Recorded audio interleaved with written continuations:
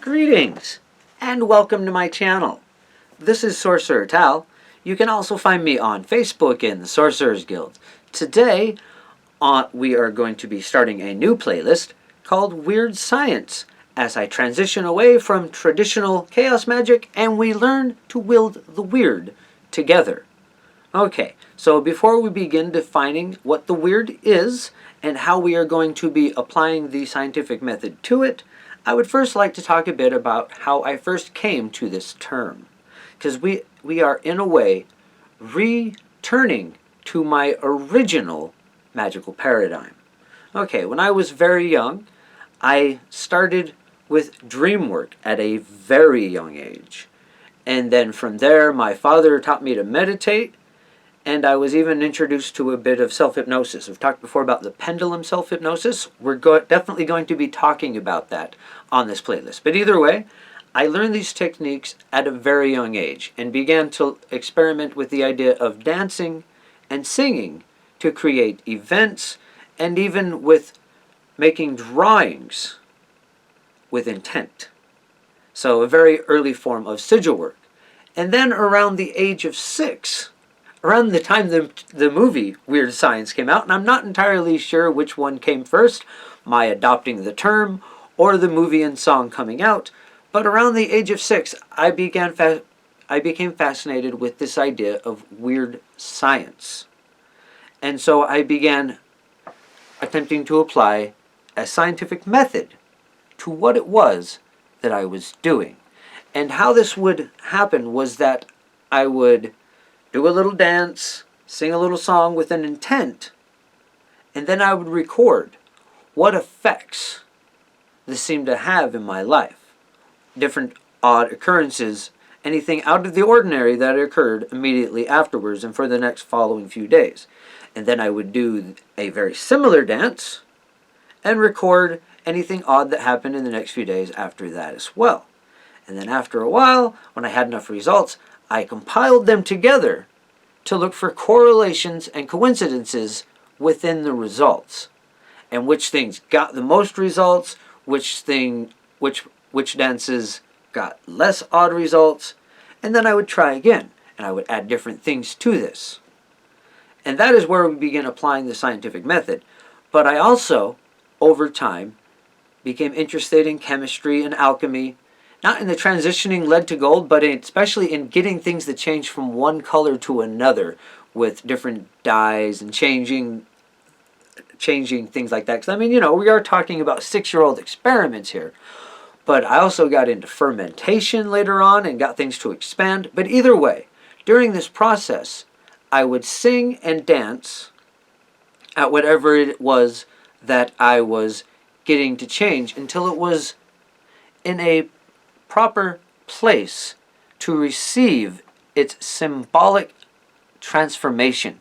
Because the idea was that as the chemical reaction of whatever I was causing took place within the vial or potion, or sometimes even a painting that I would pour dye on and it would change color, the chemical reaction taking place, especially if I could get one that bubbled and fizzed and caused heat, which I would record down what things I could do that would cause those as well. Once I got good at that and got things to heat and change color, and then I could get a symbolic meaning behind what was going on with the chemical reaction.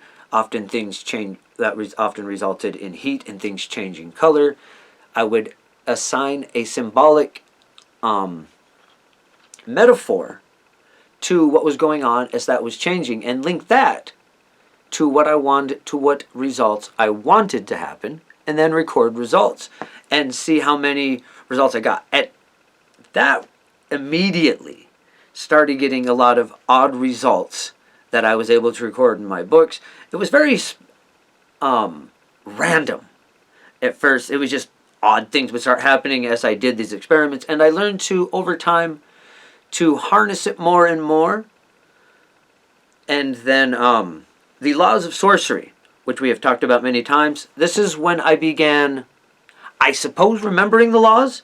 I don't remember where I remember them from, But I also began testing those laws along the same lines, which even culminated in an experiment that I performed at the age of 16, which I already have a video for from Sorcerer's Shadow Volume 1. It's called The Legend of Six. I will leave a link to that in the info button up there if you're interested in that particular experiment where we were experimenting with the law of aesthetics.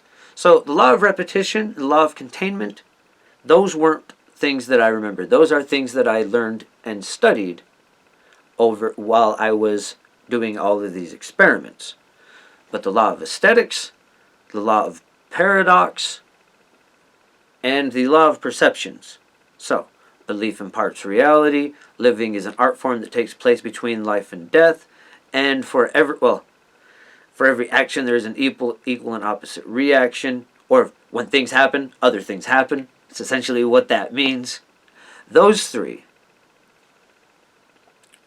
I assume I remember them, but I have tested them thoroughly, and they certainly seem to be at play. Of course, in all of this, we are talking about the experimentation of a young child, so we're going to be checking my work. Yeah? We're not just going to assume that a 7-year-old got all of his ideas correct. So we're going to be testing a lot of my work in what does and doesn't work. But I found that it wasn't the chemical reaction itself, but getting to that law of aesthetics, it was the theater of science. Yeah? And that's where we're going to be starting with this wielding of the weird. The theater of science is an aesthetic principle, is the law of aesthetics at play. And we're going to be finding ways to more properly align the scientific method of what we are using, the scientific knowledge to create different chemical reactions or electric phenomena that are as well aligned with what we are trying to create with our spell. We're going to have that as aligned aesthetically as possible. But this is where we're starting with the theater of science. The idea that when a chemical reaction occurs, well, that is important. Something important is going to happen from that. And the pattern of that as well, the law of repetition, and that when something like this happens, that means that significant things occur. And that is the momentum that we're going to be writing for our spellcraft as we begin to wield the weird. And like I said, the more we can align what we want to happen with the scientific knowledge, the more powerful and potent this will become. But we're going to have to experiment to see exactly how that works. And it's going to be a little bit different for every person that tries that. Because that's another thing that we have to understand. When we are wielding the weird, it moves differently for every person. So what I get results from may not be the same as how you get results, because you are your own spin within the entire pattern. Okay, so let's see. I think I've covered enough about how the original paradigm and what it is that we're going for there. And this is a paradigm I am now returning to.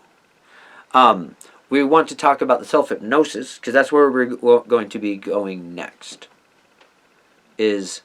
We're going to be taking that theater of science and bringing it inside. Later on, we'll be talking about the placebo and nocebo, which are things that if we are convince ourselves that we are getting better, well then, we get better. Faith healing. And the nocebo, which is the exact opposite. And we'll talk a lot about those sort of things, but the first part, we need to get our mind into the proper focus for this to work. And that we're going to be doing with self-hypnosis. I have a few videos on that already, using a pendulum to get the subconscious to follow commands. But we're not going to be actually getting that onto this episode. We'll be doing that next week when we continue with this series. This week, I just wanted to get the idea out there, explain where it is that we're headed with this, so that we can progress forward with wielding the weird. And not everything we do in this is going to be entirely science-based. but this is how we find out what works so that we can get a functional results-based system. Of course, maybe all of it will be scientific. As I said, we are going to be learning this together. I am re-embracing something that I had from childhood, essentially. Okay, either way, that's going to be it for this episode. Thank you once again for joining us. If you've listened this far, go ahead and give us a like. And if you haven't subscribed to the channel, please take the opportunity to do so now. Until next time, bright blessings and an interesting fate. This has been Sorcerer Tal.